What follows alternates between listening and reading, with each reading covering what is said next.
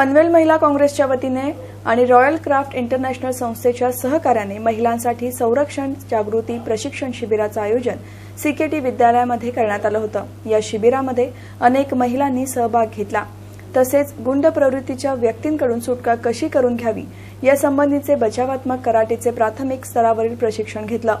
या शिबिराला नगराध्यक्षा चारुशीला घरत, एनएसयूआयचे जिल्हाध्यक्ष मयुरेश नेतकर, शहराध्यक्षा वर्षा नाईक, नगरसेविका सीताताई पाटील, मंगला राणे तसेच रॉयल क्राफ्ट इंटरनॅशनल प्रशिक्षक आणि अन्य पदाधिकारी उपस्थित होते।